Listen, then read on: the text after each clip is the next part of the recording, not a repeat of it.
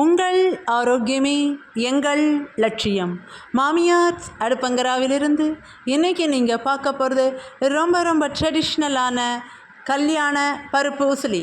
எப்படி செய்கிறதுன்னு ஆக்சுவல் வீடியோக்குள்ளே போகிறதுக்கு முன்னாடி இது வரைக்கும் எங்கள் சேனல் சப்ஸ்கிரைப் பண்ணலைன்னா இப்போவே சப்ஸ்கிரைப் பண்ணிக்கோங்க. பக்கத்தில் உள்ள பெல் ஐக்கானையும் டச் பண்ணிக்கோங்க. இந்த வீடியோவை லைக் பண்ணுங்கள். இன்றைக்கி நாம் பண்ண போகிற இந்த பருப்பு உசிலி, அதுக்கு ஒரு டம்ளர், இந்த டம்ளரால் ஒரு டம்ளர் கடலை பருப்பு, அதை 2 hours ஊற வைக்க போகிறோம். ரொம்ப டேஸ்ட்டாக இதை எப்படி குயிக்காகவும் செய்கிறதுன்னு இன்றைக்கி பார்க்க போகிறோம். இதை நல்லா களைஞ்சிட்டு ஒரு 2 hours தண்ணியில் ஊற வச்சு நம்ம ப்ராசஸை அடுத்தடுத்து செய்யலாம். இப்போ ஒரு தட்டை போட்டு மூடிட்டு 2 hours நல்ல இந்த கடலைப்பருப்பு ஊறியாச்சு. இதை தண்ணி எல்லாம் வடிகட்டிட்டு நாம் கொரகொரப்பாக அதிகமாக தண்ணி விடாமல் ஒரு 1/4 டம்ளருக்கும் குறைவாக தண்ணியை விட்டு நல்ல கொரகொரன்னு அரைச்சி எடுத்துகிட்டு வர போகிறோம். அதை நான் என்னென்ன இன்க்ரீடியன்ட் சேர்க்குறான்னு சொல்ல போகிறேன். இப்போ இந்த பருப்பு உசிலிக்கு காய்கள் சேர்த்துவோம் இல்லையா, அது பொடியாக நறுக்கின கேரட், பீன்ஸ், அதையும் நாம் எடுத்து கொஞ்சமாக இந்த முங்குற அளவுக்கு தண்ணியை விட்டு தேவையான அளவு உப்பு போட்டு இதில் குக்கரில் வச்சு நல்லா வேக வைக்க போகிறோம். நல்ல இந்த பீன்ஸ் எல்லாம் பார்த்தீங்கன்னா ரஃப்னஸோடு இருக்கவே கூடாது, நல்ல வேக வச்சுருப்போம் நம்ம. இப்போ நம்ம இந்த கடலைப்பருப்பு ஊற வச்சதை தண்ணியை வடிகட்டி எடுத்துருக்கோம். நல்லா உப்பு காரமாக இந்த பருப்பு உசிலியை பண்ணுறதுக்கு கொஞ்சம் நமக்கு தேவையான அளவுக்கு கார மிளகாய், அதுக்கு பெருங்காயம் கொஞ்சம் ப்ரெஸ் பண்ணி தூவிக்கலாங்க. அடுத்தது தேவையான அளவு உப்பு. இதுக்கு மட்டும்தான், இந்த கடலைப்பருப்புக்கு என்ன உப்பு உண்டோ அதை மட்டும் போட்டுக்கோங்க. ஏன்னா பீன்ஸை அதுக்கு தேவையான உப்போடு நாம் வேக வச்சுருக்கோம். அதனால் ரொம்ப உப்பு ஆயிடக்கூடாது. எடுத்ததுலேயே நான் பாதி தான் போட்டிருக்கேன் பாருங்கள். இதை ஒரு 1/4 டம்ளருக்கு குறைவு கூட போகும். அந்த அளவுக்கு தண்ணியை விட்டு கொரகொரப்பாக அரைச்சி எடுத்துகிட்டு வந்துடலாம். இங்கே பார்த்தீங்களா, நாம் தண்ணியை எடுத்தது 1/4 டம்ளர், ஆனால் எவ்வளோ தண்ணியை நிறுத்திட்டேன் பாருங்கள். 1/4க்கும் குறைவாக, அதில் அரைவாசி தான் தண்ணியை விட்டேன். ஸோ கொரன்னு நல்ல உப்பு காரமாக இதை அரைச்சி எடுத்தாச்சு. இந்த பருப்பு உசிலி செய்கிறதுக்கு 2 விதமாக செய்யலாங்க. இப்போ இந்த அரைச்சதை வானலியில் போட்டு கடுகு உளுந்தம்பருப்பு தாளித்து உதிராக புட்டு மாதிரி அப்படியே எல்லாமே இண்டிவிஜுவலாக ஸ்ப்ளிட் ஆகிற வரைக்கும் எண்ணெயிலையே போட்டு நல்லா ஃப்ரை பண்ணி வதக்கி அதுவும் செய்யலாம்.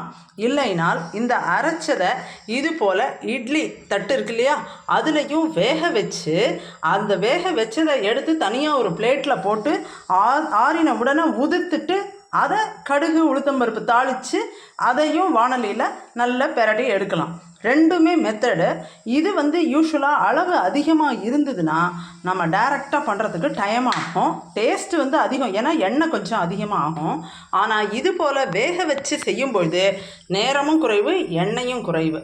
பட் இது நிறைய அளவில் இருக்கும்போது நமக்கு ரொம்பவே ஈஸியாக இருக்கும்.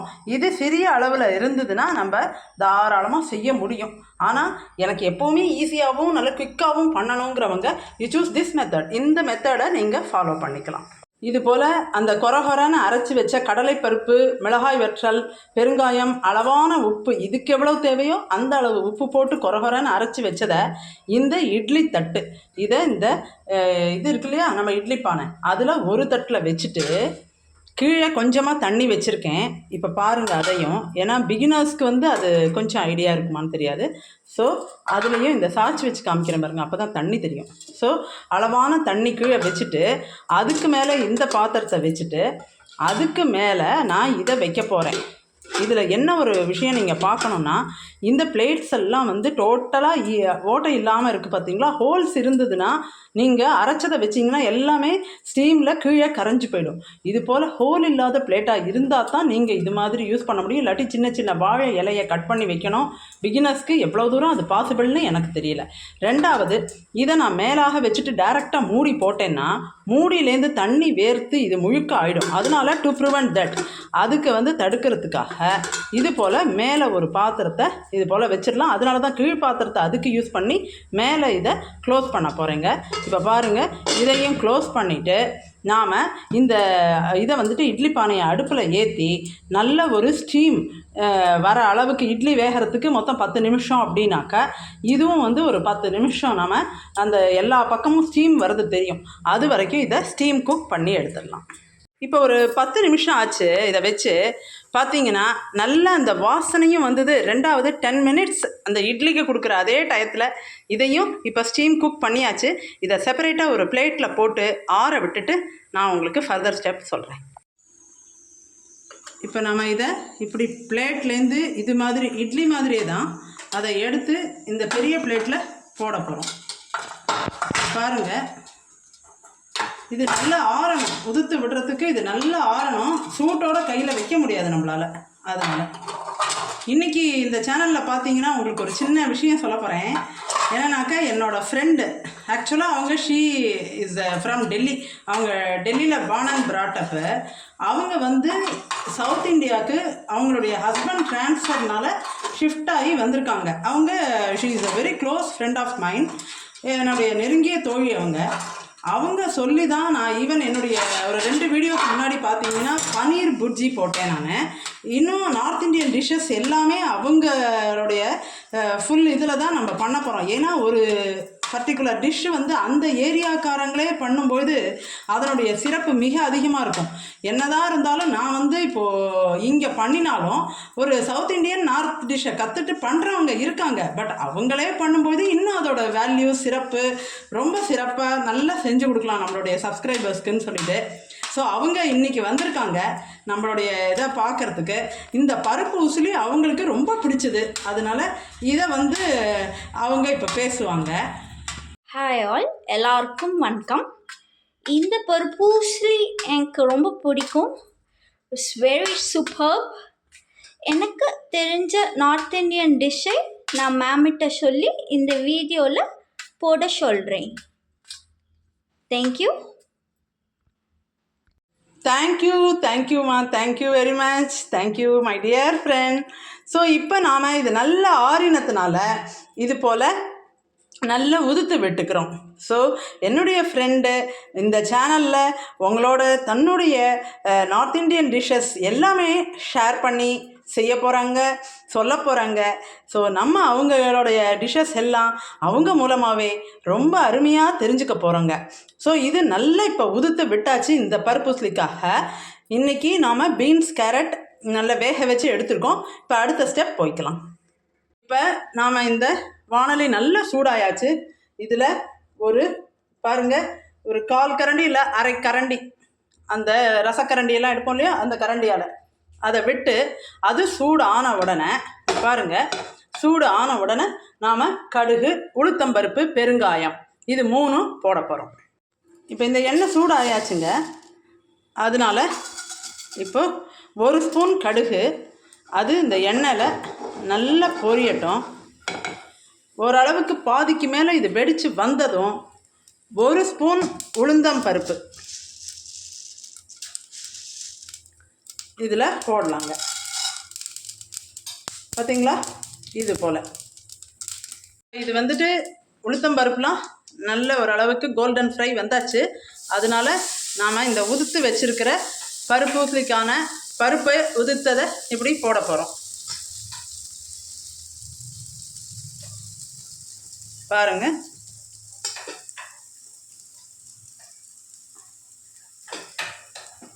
இது போல் வறுத்ததை நல்லா உதுத்து வச்சுருக்கோம் இல்லையா. இது இன்னொரு மெத்தட்னு ஒன்று சொன்னேனே, அதையும் ஒரு நாள் அவசியம் வேறு ஒரு காய்கறி. ஃபார் எக்ஸாம்பிள் இன்றைக்கி பீன்ஸ் பருப்பூசலி, பீன்ஸ் கேரட் பருப்பூசலி, இன்னொரு நாள் வாழைப்பூ பருப்பூசலி. அதையும் நான் உங்களுக்கு அவசியம் பண்ணி சொல்ல போகிறேன், காமிக்க போகிறேன். ஸோ இது போல் இதெல்லாம் கல்யாண பருப்பூசலி ரொம்ப பிரமாதமான முறையில் நாம் இப்போ செய்யலாம். இங்கே பாருங்கள், இப்போ போட்டிருக்கிறத நாம் கிளறி விட போகிறோம். இதே வந்து இந்த ஸ்டீம் குக் பண்ணாமல் இந்த இட்லி பிளேட்டில் வச்சு பண்ணாமல் நம்ம டைரெக்டாக பண்ணியிருந்தா இது போல் உதிர்ந்து வரத்துக்கு இட் நீட்ஸ் சம் ப்ராக்டிஸ். பிகினர்ஸ்க்கு it will pose a difficult situation. நம்ம வந்து அதாவது ஆரம்ப நிலையில் இருக்கக்கூடிய கல்யாணம் இப்போ தான் ஆகிருக்கு அப்படின்னா அந்த பெண்களுக்கு கொஞ்சம் அது டஃப்பாக இருக்கும். ஆனால் இப்போ இந்த ஸ்டீம் குக் பண்ணி அந்த இட்லி போல் வச்சதை ஆறினதும் ஒதுக்கிறதுங்கிறது ரொம்ப ஈஸியான ஒரு மெத்தடு. அந்த மெத்தடும் நான் கட்டாயம் இந்த சேனலில் சொல்ல போகிறேன். பட் இது வந்து பிகினர்ஸ்க்கு ரொம்பவே ஒரு சுலபமான ஒரு மெத்தடு. பூவாக எப்படி உதிர்ந்து அப்படியே வருது பாருங்கள் இந்த பருப்பூசலி. ஸோ இது வந்து ஒரு 5 மினிட்ஸ் இருக்கட்டும் போகிறோம். இப்போ பாருங்கள், வேக வச்சு அந்த பருப்பு இதெல்லாம் தட் இஸ் பருப்புன்னு இல்லை, வேக வச்ச காய்கறிகள்லாம் நான் ஒரு பிளேட்டில் போட்டேன். அந்த தண்ணி, வேக வச்ச தண்ணியெல்லாம் ஒரு பாத்திரத்தில் வடித்து எடுத்தேன். அதில் உப்பு, மிளகுத்தூள் அதெல்லாம் போட்டு ஒரு சூப் மாதிரி சாப்பிட்லாம். அது தட் இஸ் டிஃப்ரெண்ட். ஆனால் இப்போ அதுதான் நம்ம வடிகட்டிட்டோமே அப்படின்னு நினச்சி இதை டைரெக்டாக அந்த உதிர்த்து வச்சுருக்கோம் பார்த்தீங்களா பருப்பு, அதோட சேர்க்கக்கூடாது.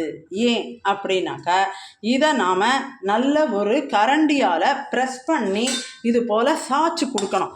அப்படி கொடுத்தாக்கா இங்கே பாருங்கள், தேங்கின தண்ணியை இது மட்டும் அந்த பருப்போட மிக்ஸ் ஆயிடுச்சு அப்படின்னாக்கா இந்த பருப்பூஸ்லி நல்லா உதிராக வராது, பத்தாதுக்கு கூட்டு மாதிரி ஆயிரும்.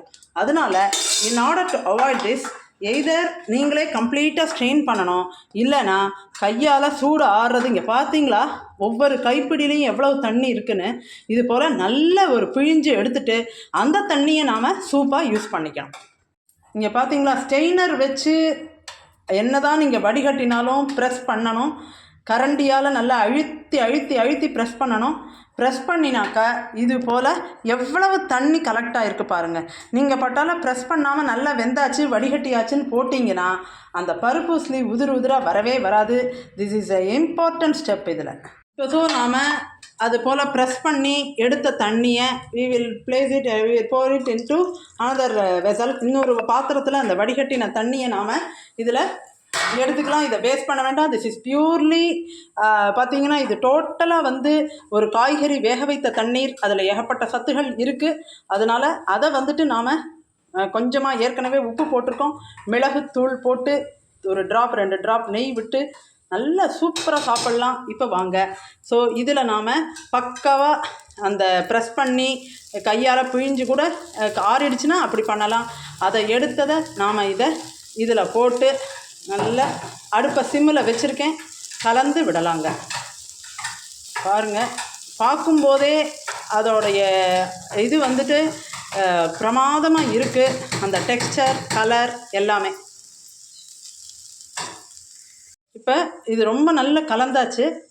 கருவேப்பிலை இதில் போட்டுக்கலாம். போட்டுட்டு நாம் தேவையான அளவுக்கு உப்பு காரம் போட்டிருக்கோம். ஸோ வாயில் வச்ச உடனே உப்பு காரமாக இந்த கல்யாண பருப்பூஸ்லி ரெடி ஆகிருக்குங்க. ஸோ இதை நாம் அடுப்பை சிம்மில் வச்சு ஒரு 2 to 3 minutes இது போல் அப்சைட் டவுனாக கிளறி விட்டால் இது போதும். நல்ல ஒரு அருமையான ஒரு ட்ரெடிஷ்னல் ரெசிபி தான் இது. பாருங்கள், இந்த கல்யாண பருப்பு உசிலி போல் மேலே மேலே நல்ல நல்ல ரெசிபீஸோடு நாம் அடிக்கடி உங்கள் எல்லாரையும் சந்திக்க போகிறோம். தேங்க்யூ.